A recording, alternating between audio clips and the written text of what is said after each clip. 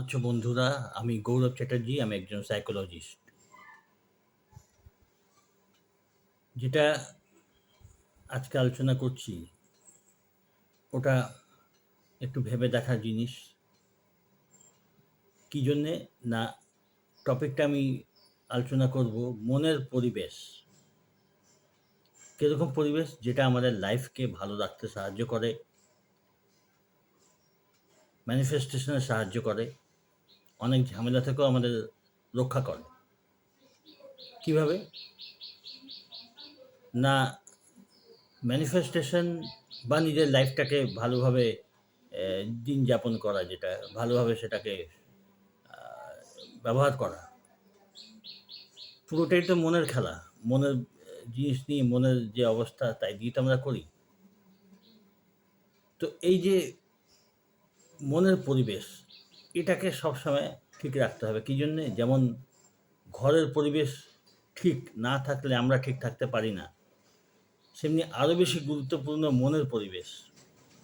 মন যদি ঠিক না থাকে তাহলেও আমরা ঠিক থাকতে পারি না, বরং ঘর যদি ঠিকঠাকও থাকে তাহলে মন ঠিক না থাকলে কিছুই হলো না। আচ্ছা, এই তো কথা। এখন মন ঠিক রাখা কঠিন। হ্যাঁ, কঠিন বটে। তবে আস্তে আস্তে অভ্যাস করতে করতে অনেকটাই বাগে আসে এটা।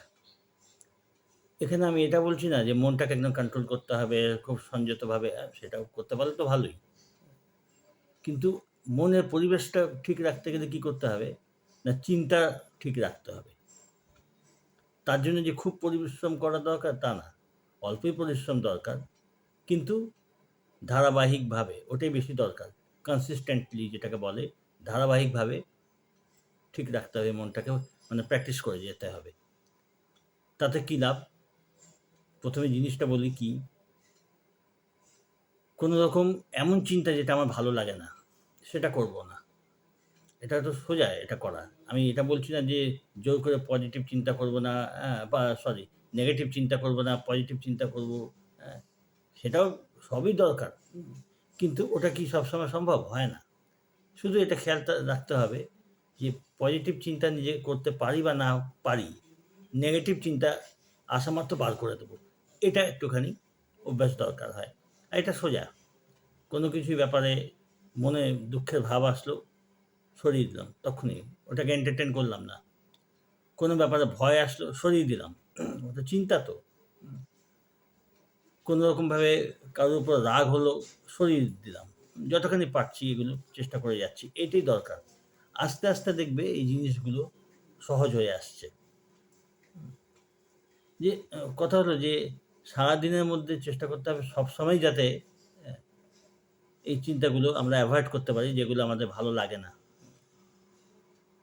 আসবে, এসব চিন্তা আসে, নেগেটিভ চিন্তা আসবে, হতাশার চিন্তা আসবে। এগুলো কাজই হলো আসা। হ্যাঁ? যেকোনো চিন্তা। ভালো হলেও সেগুলো আসবেই, খারাপ হলেও সেগুলো আসবে। কিন্তু যেটা করতে হবে, যেমন আমার এখানে ভালো লোকও আসছে, খারাপ লোকও আসছে। আমি কি সবাইকে সমানভাবে এন্টারটেইন করব? একদম না। আসবে সবাই। সেরকমভাবে মানে সারাদিনে আমি যে জল খাই, আমাকে পরিষ্কার জলই খেতে হবে। মাঝে একটা গেলাসও আমি নোংরা জল খেতে পারি না। ব্যাপারটা হলো তাই। শরীর ঠিক রাখতে গেলে আমাদের পরিষ্কার জলই খেতে হবে। সেরকম শরীর ভালো রাখতে গেলে, মন ভালো রাখতে গেলে, সবকিছু ভালো চাইলে আমাদের নোংরা চিন্তা এন্টারটেইন করলে চলবেই না। আসবে, আসবে সঙ্গে, সঙ্গে আসলো, ভেতরটা খারাপ লাগছে, সঙ্গে, সঙ্গে সরিয়ে দাও। এটা কিন্তু এটাই হলো প্রসেস, এবং এটা কিন্তু অসম্ভব নয়। আসে, চেষ্টা করতে হয়, দুঃখ হয় কখনো, কখনো ঠিক আছে, চলল খানিকক্ষণ, দূর করতে পারছি না। কিন্তু তখনই চেষ্টা করতে হবে নানাভাবে এই চিন্তাটাকে ভালো চিন্তা দিয়ে রিপ্লেস করা। এটা দরকার, এবং আস্তে, আস্তে সহজ হয়ে আসে। তখন কখনো আ নেগেটিভ চিন্তা আসলো, খানিকক্ষণ থাকলো, চলে গেল। চেষ্টা করতে হয় তক্ষুনি দূর করতে।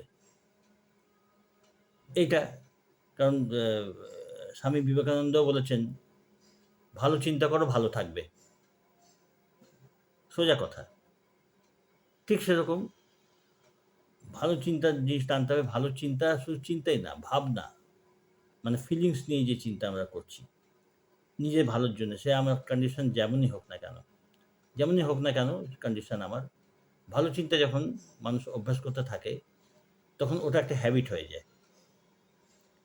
তখন দেখা যাবে যে কিছুদিন আগে আমি যেমন চিন্তা করছিলাম আর এখন যেমন মনের কন্ডিশন অনেক পার্থক্য। মনে অনেক হালকা, অনেক বেশি উৎসাহী।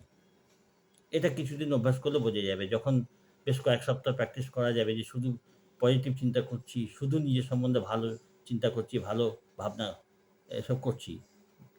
তখন মন তো সেরকম হচ্ছে, মন অনেক বেশি ফুরফুরে আনন্দময় হয়ে যাবে আস্তে, আস্তে। সময় লাগে। তখন এই টেকনিকগুলো ধরতে সুবিধা হয়, এগুলো ভালো কাজও করে। আর তার সাথে মেডিটেশন আরও ভালো।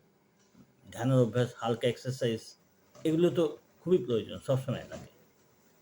কিন্তু চিন্তা জিনিসটাকে সবসময় উদ্দীপনাময় চিন্তা, যে প্ল্যানিং করছি, সেটা সাকসেসফুল হওয়ার চিন্তা, হ্যাঁ? সবকিছু ভালো হওয়ার চিন্তা। এইগুলো হলো এমন জিনিস যেগুলো মনের পরিবেশকে উন্নত করতে, ভালো রাখতে খুব হেল্প করে।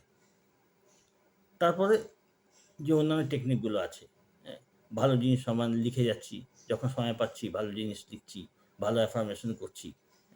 এগুলো তখন এর উপকারিতা তখন বোঝা যায়। তখন বুঝতে পারবে যে এগুলো সত্যি কিভাবে কাজ করে। ঠিক আছে? আশা করছি এটা কাজ দেবে এসব কথা। তোমরা রেগুলার এটা ফলো করো, ভিডিওগুলো ফলো করো, প্র্যাকটিস করো। উপকার পাবে এবং উপকার পেলে জানিও নিশ্চয়ই কমেন্টস বক্সে। ঠিক আছে? পরের ভিডিওতে দেখা হচ্ছে।